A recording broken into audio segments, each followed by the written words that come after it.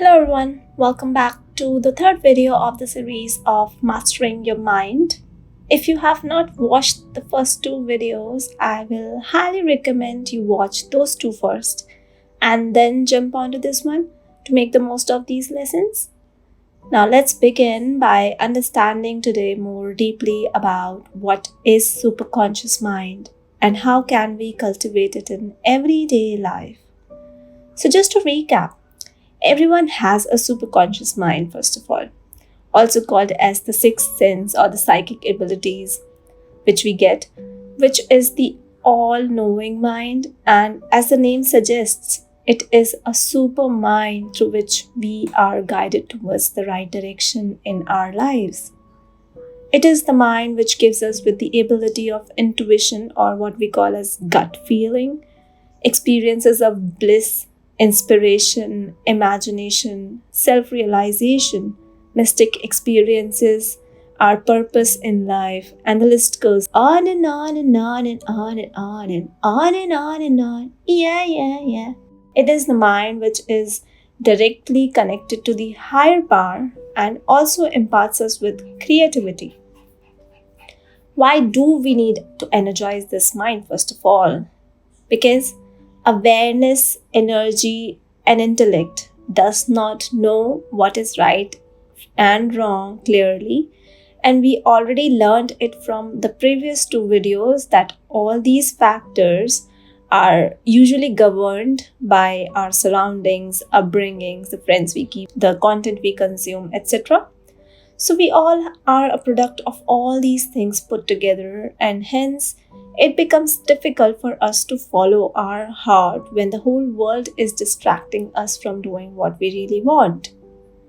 We can also call it as Maya, which is God's material energy, and there is a purpose of why it is there. So to counter this material energy, we all are also bestowed upon a new faculty, which is the sixth sense or the third eye. And hence, there is a need of energizing our superconscious mind or the psychic faculty which everyone possesses. And if we do not energize our sixth sense, it is possible that we end up creating a life we never wanted, and we will never be able to find the true purpose of our lives. Also, our life will eventually be a product of all the distractions which our material mind is attached to. And if you are convinced of these words, then let's understand this mind a little further. Let's talk about how can we first of all cultivate this mind, and secondly, make the best use of it and keep it energized. Consider this superconscious layer of our mind as soul, first of all, which is neither your body nor your mind. We will call it as a layer of mind, but it's actually not. Let's start only by knowing this in theory, and then we will move towards practically realizing it. And let's also consider this mind, which is a physical mind, as a separate entity which is conditioned by our upbringing, surroundings, the company we keep, the content we consume, etc., like I already described before. To explain it in simpler words, if you are in a quest of knowing the Supreme or the God through some medium, that medium can only be your soul, because this mind is physical in nature and only accepts what is physical itself. It is difficult for this mind to accept the presence of the soul and God. However, the soul is energy and is the energy of God again. Of course, mind is also energy of God, but it is there for a purpose. And hence, it is easier for the soul to connect with God directly. Let's say we have never experienced this soul ever in our life before, and we are starting from zero today. To begin any new journey where we wish to establish a bond with a new person in life, we have to spend time with them, and the more we interact with them, the better we know them. Our bond with the soul is exactly the same. The more we spend time with ourselves alone, the better we know ourselves, and hence we get closer to our soul as well. This is what we do in meditation. We create a bond with this superconscious soul and let it become friends with our mind first. Our soul does not need to control our mind at all. We just have to understand this mind through the soul and find out what are its happy areas, the pain areas, or fun areas, just like how a good friend would. The first few conversations we will have with ourselves might be very formal, like, what's up? How am I feeling, etc. And you will see your mind will start to drift away and make noises and will go to the highly magnetic areas in the mind currently, like it would in the presence of a new person maybe, or as the mind cannot comprehend the presence of soul in the beginning, it will just do everything that it usually does. The more we will practice sitting with ourselves and doing nothing, the better bond we will be able to develop with our soul. The first few experiences might be challenging depending upon where we are currently in our spiritual growth or energy level, and we will explore this in next video. However, the more you dive deep into it, the more insights you will be able to draw about yourself, and you can experience this presence of soul within you. You need to show your obedience towards it and listen to it. You cannot listen to your soul with a mind full of noise, and hence there are meditation practices which are specially created to give a task to your mind, which it performs in a loop. And in between those tasks, there is a void which you start to feel and an eternal space awaiting to be heard. It is like a time dilation which can be felt. The moment you start to experience bliss in your meditation sessions, you can say that you have experienced your superconscious mind, and this is where a new journey begins. The more devoted you are to this superconscious mind, the more beautiful experiences you will have. It will add to a lot of joy in your life, and you will become peaceful if you continue doing it every day. You will be guided towards knowing the true purpose of your life.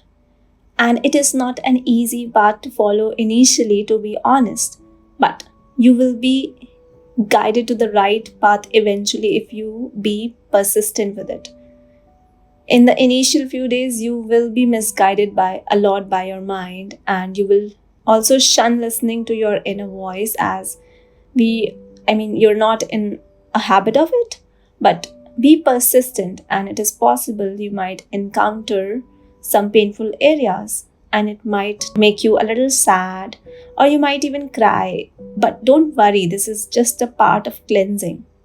Or you can say you are now healing your subconscious mind, which has accumulated a lot of unknowing negativity.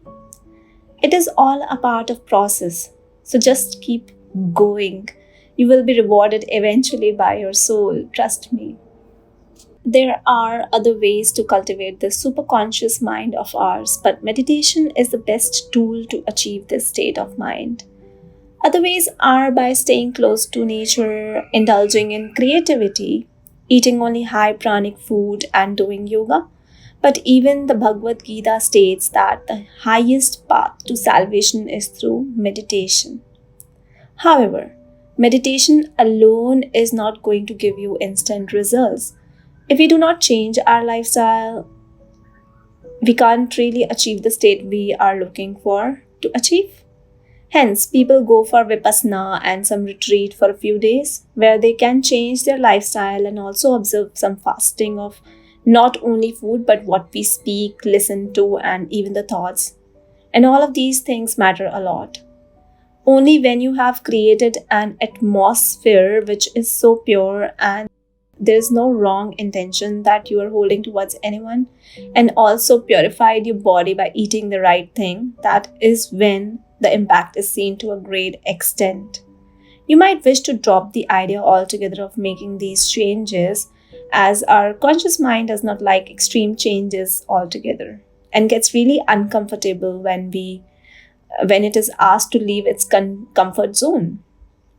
However, we do not have to take a huge leap here. We just need to make incremental, small, everyday changes gradually to see what works and what does not for us.